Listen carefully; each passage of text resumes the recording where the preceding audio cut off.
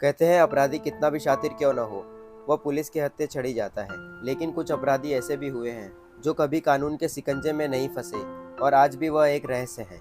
आज हम आपको ऐसे ही एक कातिल के बारे में बताने वाले हैं जिसने 30 से ज़्यादा लोगों को मारा। और इतना ही नहीं, वह खुद पुलिस को लेटर लिखकर इन हत्याओं के बारे में जानकारी देता था, लेकिन लाख कोशिशों के बाद भी पुलिस उसे नहीं पकड़ पाई। 1960 के दशक में अमेरिका के नॉर्थ कैलिफोर्निया में शाम ढलते ही सड़कों पर सन्नाटा पसर जाता था। दहशत का आलम यह था कि लोग अपने घरों से निकलने से डरने लगे, और इस डर की वजह था एक सीरियल किलर जिसने खुद को नाम दिया था द जोडियक किलर।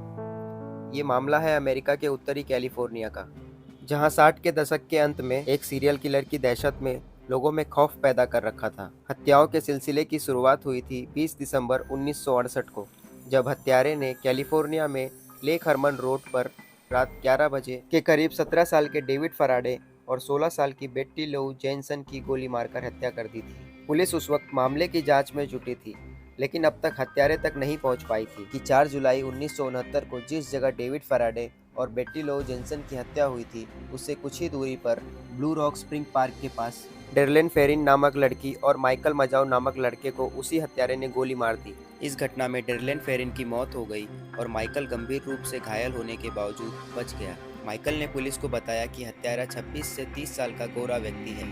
पुलिस हत्याओं की इन गुत्थियों को सुलझाने में ही लगी थी कि उनके पास एक फोन आया। I want to report a double murder. If you will go 1 mile east on Columbus Parkway to the public park, you will find the kids in a brown car. They were shot with a 9mm Luger. I also killed those kids last year. Goodbye. Phone करने वाले व्यक्ति ने दावा किया कि वही हत्यारा है और पहले की 2 हत्याएं भी उसने ही की थी। पुलिस को चैलेंज करने के साथ ही किलर ने उस वक्त के बड़े अखबारों के एडिटर्स को भी पत्र लिखकर हत्या करने की बात स्वीकार की। इन पत्रों को इनक्रिप्टेड लैंग्वेज में कुछ खास निशानों के साथ भेजा गया था, जिसकी वजह से इस किलर को जोडियक किलर कहा जाने लगा। हैरानी की बात यह है कि हत्यारे ने अखबार वालों को कहा कि वह उसके पत्रों में लिखे निशानों को अपने अखबारों में छापे। अगर उसकी मांग नहीं मानी गई तो वो और लोगों की हत्या करेगा, जिसके बाद उसके कोड निशान पेपर में छापे जाने लगे। 8 अगस्त 1969 को हत्यारे के कोड की भाषा को डिकोड करने में सफलता मिली।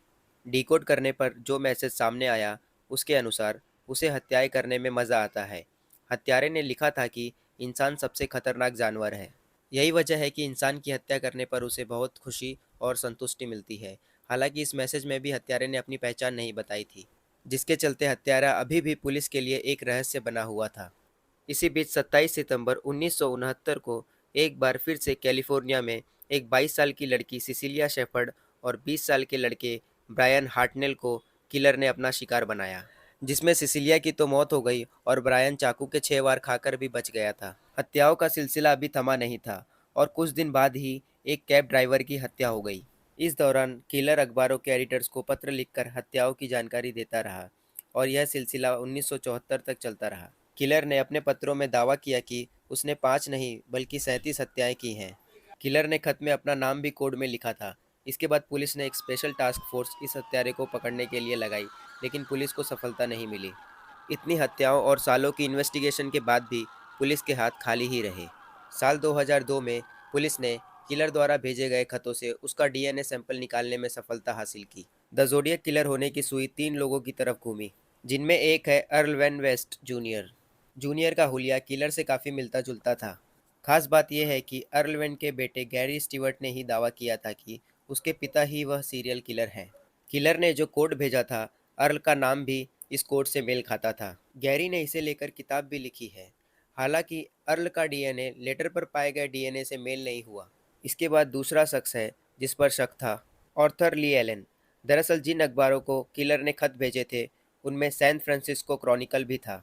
उसी अखबार में कार्टूनिस्ट रॉबर्ट ग्रिस्मिथ ने अपने स्तर पर इस केस को कवर किया था और उन्होंने दावा किया था कि ऑर्थर ली एलन ही वह खूंखार सीरियल किलर था। रॉबर्ट ने एक किताब भी लिखी थी जिस पर हॉलीवुड फिल्म भी बन चुकी है। हालांकि हुलिया मिलने के बावजूद किलर के डीएनए से एलन का डीएनए सैंपल मैच नहीं कर पाया। किलर ने 1971 से 1974 के बीच कोई खत नहीं लिखा। इन्वेस्टिगेशन में पता चला कि इस दौरान एलन भी बच्चों के शोषण के मामले में जेल में बंद था।